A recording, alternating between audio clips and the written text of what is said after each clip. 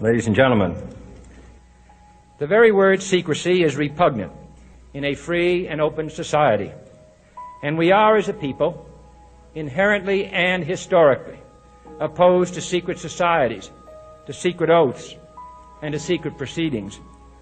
We decided long ago that the dangers of excessive and unwarranted concealment of pertinent facts far outweighed the dangers which are cited to justify it. Even today, there is little value in opposing the threat of a closed society by imitating its arbitrary restrictions.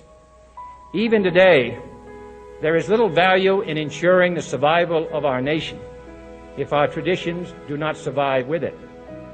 And there is very grave danger that an announced need for increased security will be seized upon by those anxious to expand its meaning to the very limits of official censorship and concealment.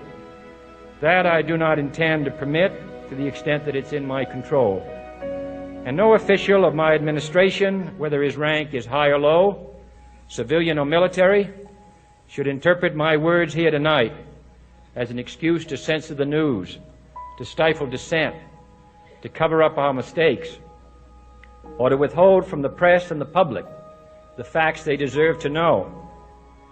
For we are opposed around the world by a monolithic and ruthless conspiracy that relies primarily on covert means for expanding its sphere of influence, on infiltration instead of invasion, on subversion instead of elections, on intimidation instead of free choice, on guerrillas by night instead of armies by day.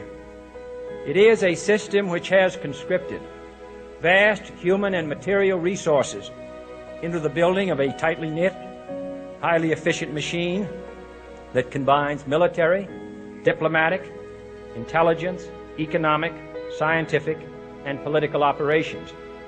Its preparations are concealed, not published. Its mistakes are buried, not headlined. Its dissenters are silenced, not praised. No expenditure is questioned, no rumor is printed, no secret is revealed. No president should fear public scrutiny of his program, for from that scrutiny comes understanding, and from that understanding comes support or opposition, and both are necessary. I am not asking your newspapers to support an administration, but I am asking your help in the tremendous task of informing and alerting the American people. For I have complete confidence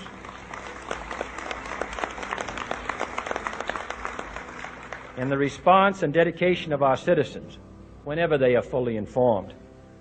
I not only could not stifle controversy among your readers, I welcome it. This administration intends to be candid about its errors. For as a wise man once said, an error doesn't become a mistake until you refuse to correct it. We intend to accept full responsibility for our errors, and we expect you to point them out when we miss them. Without debate, without criticism, no administration and no country can succeed, and no republic can survive. That is why the Athenian lawmaker Solon decreed it a crime for any citizen to shrink from controversy. And that is why our press was protected by the First Amendment, the only business in America specifically protected by the Constitution, not primarily to amuse and entertain, not to emphasize the trivial and the sentimental, not to simply give the public what it wants, but to inform, to arouse, to reflect, to state our dangers and our opportunities, to indicate our crises and our choices, to lead, mold, educate, and sometimes even anger public opinion. This means greater coverage and analysis of international news, for it is no longer far away and foreign, but close at hand and local. It means greater attention to improved understanding of the news, as well as improved transmission.